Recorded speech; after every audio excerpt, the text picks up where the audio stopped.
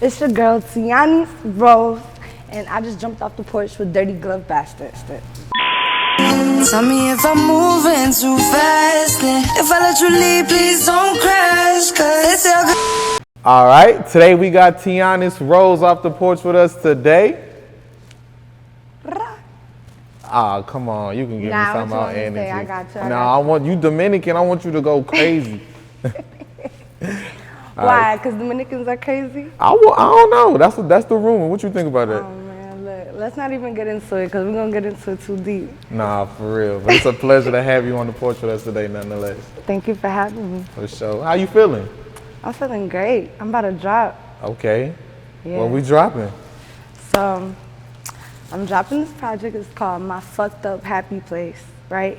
And it's literally exactly what it is. It's like a roller coaster of like my happy and like sad songs, or like happy sounding sad songs. Like it's just like my journey of like emotions, and it's my fucked up happy place. Like, okay.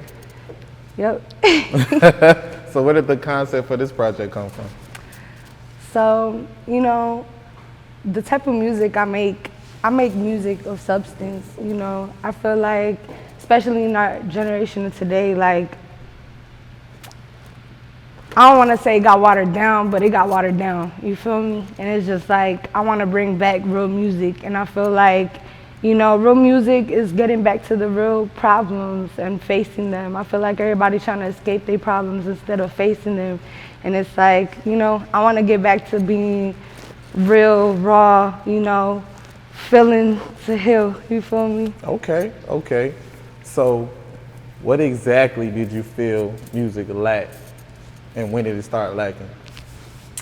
I don't know, I feel like in the last, like, honestly, like, cause it's still some good out there. It's still like it's still some conscious rap and stuff out there. It's just like, it's not appreciated as much as it used to be. Like lyricism isn't appreciated as much as it used to. And it's like, I feel like we've had like the last 10 years of like mumble rap and like this new era of music, you know, started taking over. And I feel like now people kind of getting tired of that again, and they're starting to lean back towards the lyrical and the real rap. So authenticity. Yes, I'm excited. Okay. So let's take it back from the top, right? What was it like growing up in the Dominican Republic? So I'm from New York. Okay. Let's get that first. All right. I knew the accent was there. I just wanted to try you. I was born in Brooklyn, New York. All right. Okay. But I'm Dominican and Puerto Rican. So my Okay. mother's Dominican, my father's Puerto Rican. I grew up in New York for like 12 years of my life, and then I moved to Charlotte, North Carolina, and I've been there since. Okay. So, you know, my New York accent is mixed with Spanish. It's mixed with some country, because I've been down in North Carolina for a while too. So, you know, best of both worlds. For sure. So what was it like coming up in the concrete jungle? I feel like it definitely made me who I am.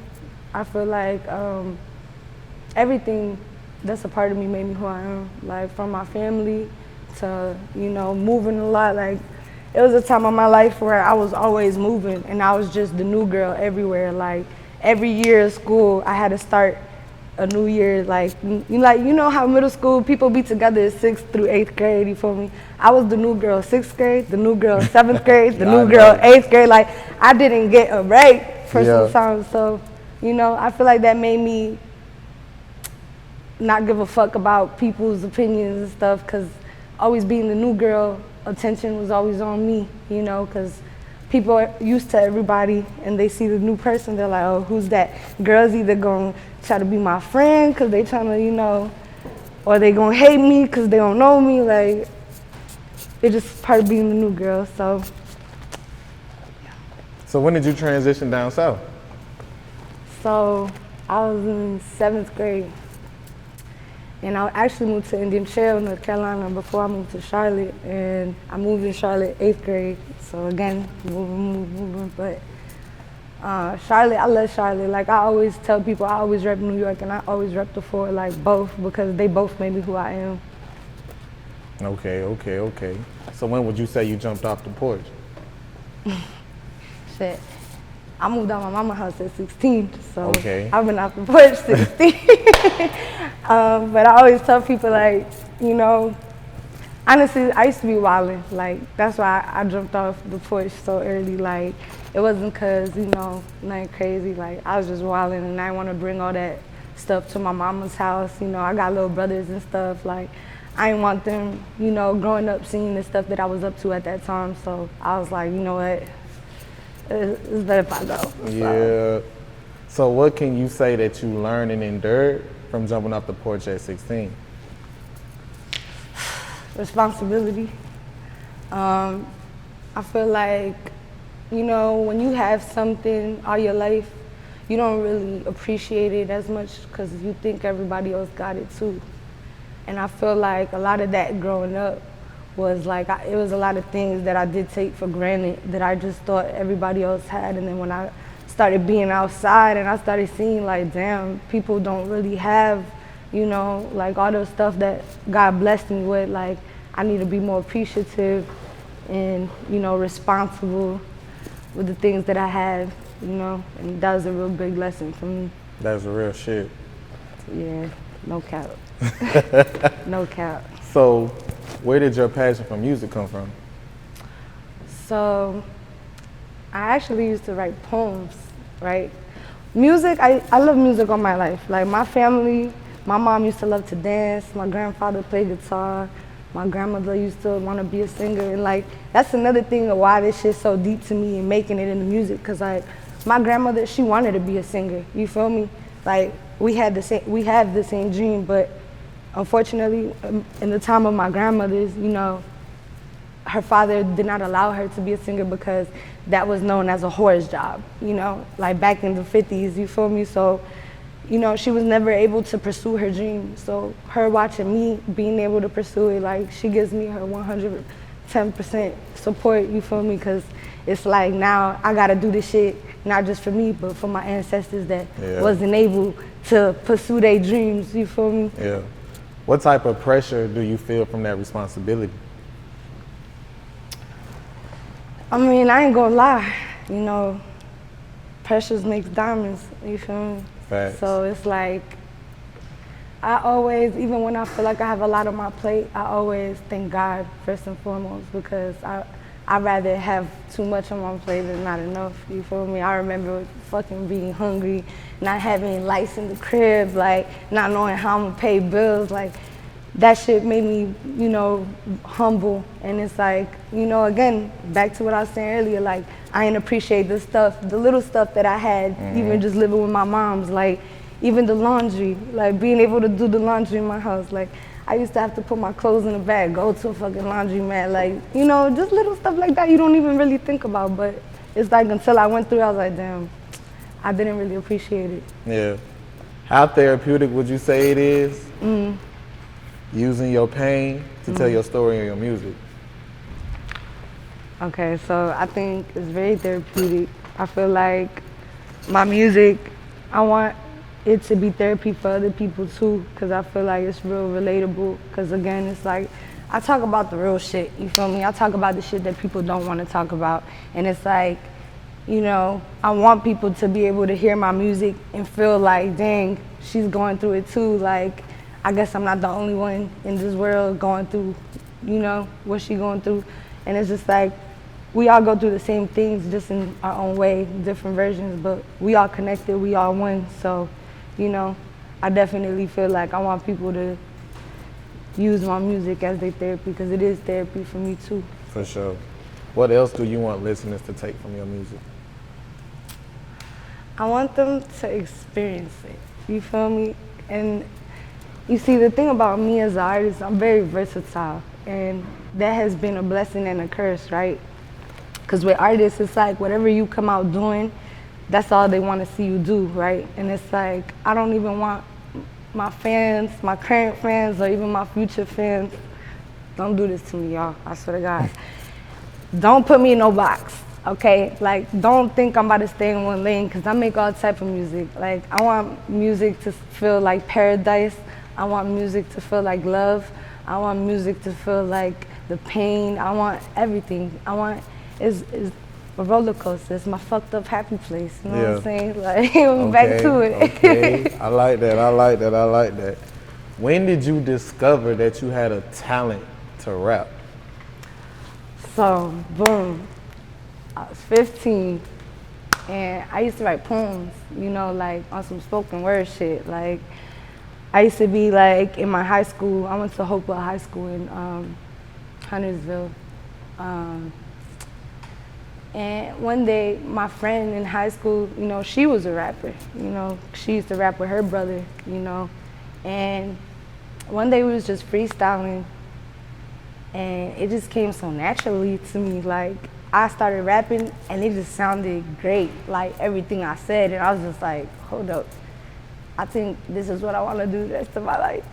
And like, before I wanted to be a rapper, I told you, like, I wanted to be a psychologist, like some complete, like, opposite thing. But low key, I do use my psychology, like my love for psychology in my music. So yeah, it all ties back in. So when did you decide to flip the script? You like, you know what, I'm gonna fuck them up and rap in Spanish? Honestly, as soon as I started rapping, I was just already like just exploring my vocal range, exploring the bars, like exploring. I used to not even sing, you know, like people think I'm a singer, and I'm like, please don't call me a singer.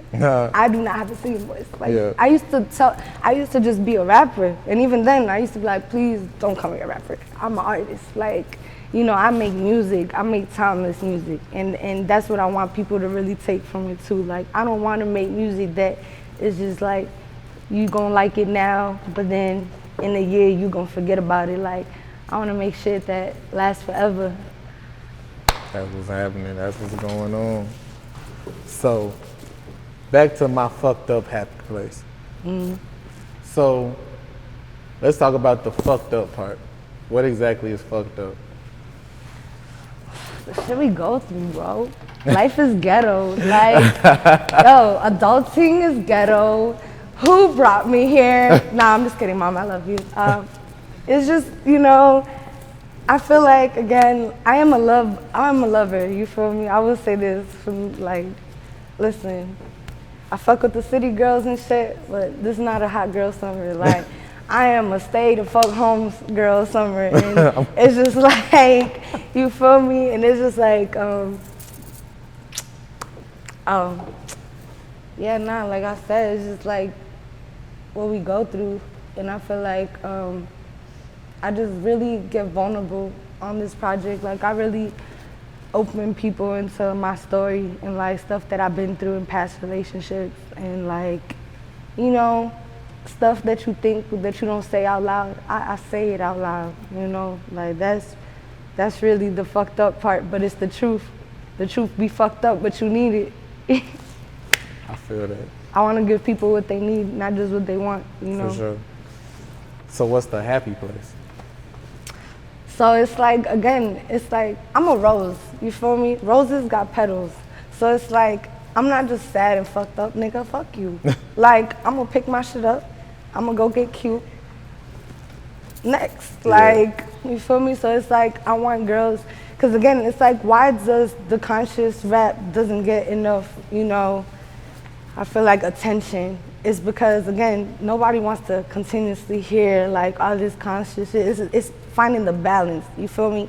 Giving you what you need, but still giving you something you want to hear. So it's like the experience. It's like, yeah, I went from one song being fucked up about this situation to the next song, I'm like, call me hermosa, like, hello, peligrosa rosa, what's up? Hey. Like, you know, so it's like, it's a roller coaster. That's what's going on. That's I remember what it last time we were supposed to get up with you, but we couldn't because you were pregnant with a bundle of joy. Yeah. But now she's here. He. Oh, it was a boy. It's a boy. Oh, I snap. have a son, I'm a mother. You a boy mom. Yes. So talk about that experience. What is motherhood like? I love it. It's the most rewarding thing in the world. And, you know, even with that, like, when I first was pregnant, I was so scared. I was so scared to tell my label. I was so scared to tell my mom. I was so scared to tell everybody because, you know, again, everybody's waiting, you know, to see me get where I need to be in my career. So this was a very pivotal time, you know. And I remember I called Carter and I was like, Carter, I gotta tell you something. I was like, he was like, what? I was like, I'm pregnant.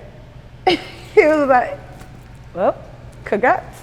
I honestly thought I was gonna hear something. He was like, well, congrats. And honestly, I appreciate, you know, my team, because they definitely held it down through my pregnancy. I was still performing, going into clubs performing up until like 7 months pregnant.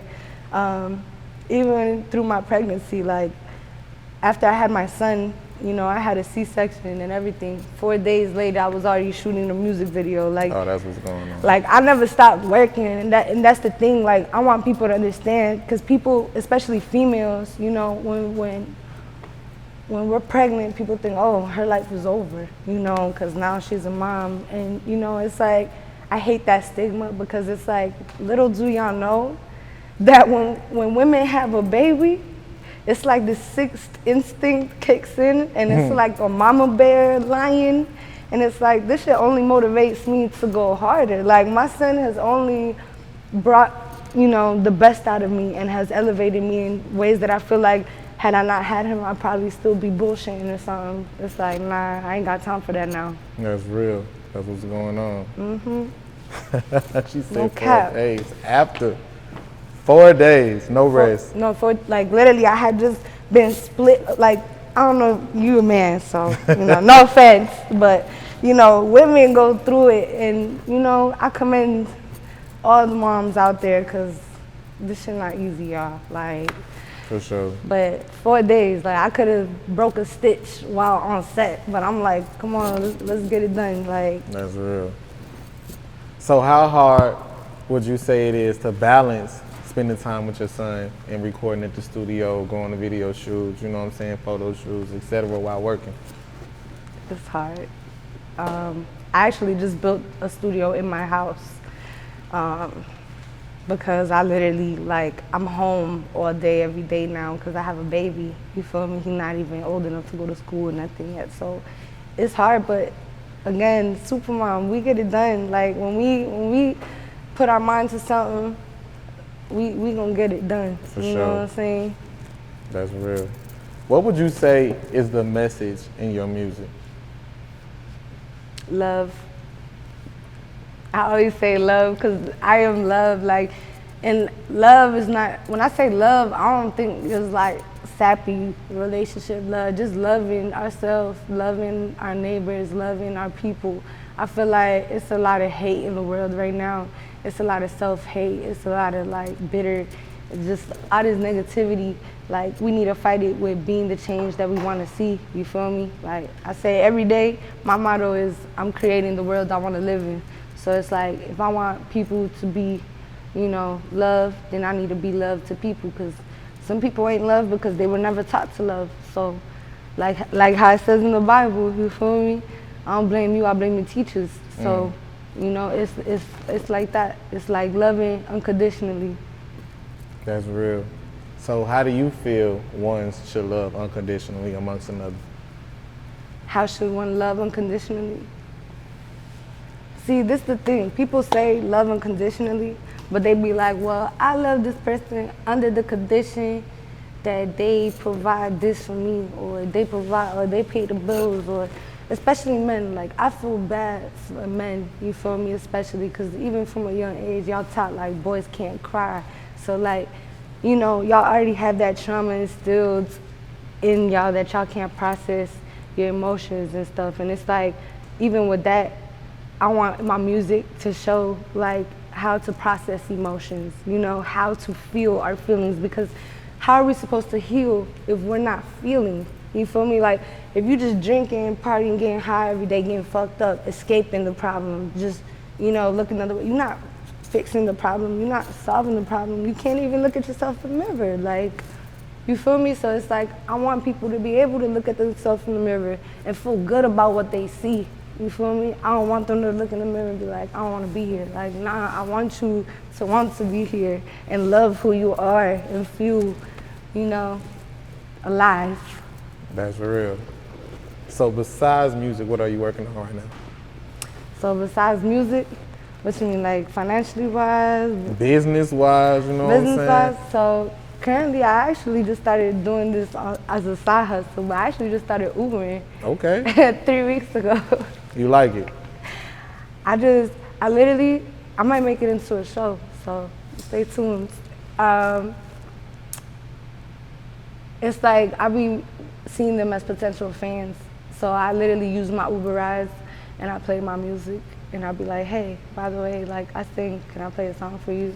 And like they'll either like really fuck with it, or no, they'll really fuck with it. Like, I haven't had somebody to be like, yo, you trash. Like, nah, like I ain't gonna lie, like there's this one lady that really like made my day. Like she looked me in my eyes, deep in my soul, and she was like, you're gonna make it. And she was like, you're gonna look back one day and be like, ha, I was Ubering. Like, and that's really how I feel, because it's like, she was like, you got the look, you got the talent, and she was like, and overall, you have a great soul. And that honestly made like my whole day, because it's like, my music, I'm an artist, I'm sensitive about my shit. Yeah. So, you know what I'm saying? It's like, low key, I be a little like, let me see what they gonna say when I play this song. Like, some people will ask me like, hey, who's this? And then I'll be like, oh, this me. What? Like, so it's dope though. I like it. That's what's going on. Any last words and shout outs? My fucked up happy place dropping soon. Follow me on Instagram at Taco Bay. I'm not your bae though. And Tianis Rose. Say my name right. And I always tell people you gotta say it with a smile. Okay. Tianis. If you ain't smiling, you ain't saying it right. Okay, Tianis. There you go. I like that. I gotta ask you another question. I run it back, right? Mm-hmm. So while making music, right, you discovered your passion. When did you notice that the progress was being made? So remember how I said I used to say I couldn't even sing? One day I was singing, and people, like, when I would like show people a song I was working on and stuff, they'd be like, yo, like your singing voice is so dope, like why don't you sing? And I'll be like, nah, I'm gonna get a singer to, I would always say that, like I would be writing a song and I'll be like, I'm gonna get a singer to sing this, and they'll be like, you the singer, sing. Yeah. And one day, like, that's when I hit my epiphany, like, shout out to my girl Serenity and Lino, like they really helped bring that out of me too. I really like started like really exploring my voice and learning like the capability of my abilities. Like, damn, I may not have a Beyonce singing voice or Mariah Carey singing voice, but I have a Tianis Rose singing voice. You feel me? And that's all that matters. So once I really like broke through, that's when I really like started like being better in music. Like my songs just kept getting better and better and better. That's what's going on. So when did you get noticed by Social Currency Enterprise? So one day I got a DM from King Carter. He just DM'd me, he said, you dope. This one I had dropped my first project. I was 19, I had just got out of a 3-year breakup where I was like a stepmom and all this stuff. And I was going through a lot, and my first project was basically like my breakup album. And he wrote me, he was like, you dope. At the time, I didn't even know who he was. I looked on his page and I was like, who's King Carter? I go on his page, it's the baby manager. I know who the baby was. I was like, oh shit, the baby's manager. Like, so when he wrote me, I was like, oh shit. Like when I realized who he was, I'm like, hey, like, what's up? Like, you gonna sign me? Like a year went by. This one, like the baby had just blown up, so he was really busy at the time. And one day, he finally hit me back, and I stayed consistently on his ass. You feel me? Make sure he didn't forget about me. One day he hit me up. He was like, "What you doing?" I was like, "I have a session tonight. Like, pull up on me." And he pulled up on me in the studio. I was making a song. It's called "Cutting Ties." It's gonna be on my Fucked Up Happy Place. go get that. You know, when he heard the song, I feel like that's when he was like, okay, I'm gonna sign her. Like, cause that was like, I ain't gonna lie, that's one of my favorite songs off the project.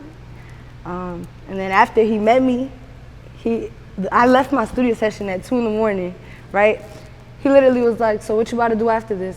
I'm like, it's still got the money. I'm about to go home. He was like, well, I just got you another studio session. And then that's when I met 20. I got 20 on my beat.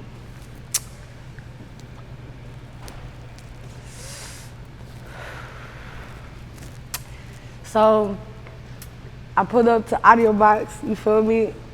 He gave me like an hour or two, and he just wanted to see what I was gonna do. Like, you know, I guess my process of actually writing a song, because when he walked in the studio, I was already recording. So he seen my process, and after that, like, you know, we just started working. Like, you know, I put my trust in him. He believed in me. Now we working. That's what's going on, man. Shout out King Carter, man. And shout out to all the social currency artists, because, you know. Social currency. Social currency. That's the gang, that's the family, that's the mob. We the currency. No, for real. Tell me if I'm moving too fast, and if I let you leave, please don't crash, cause they say all good things come to pass.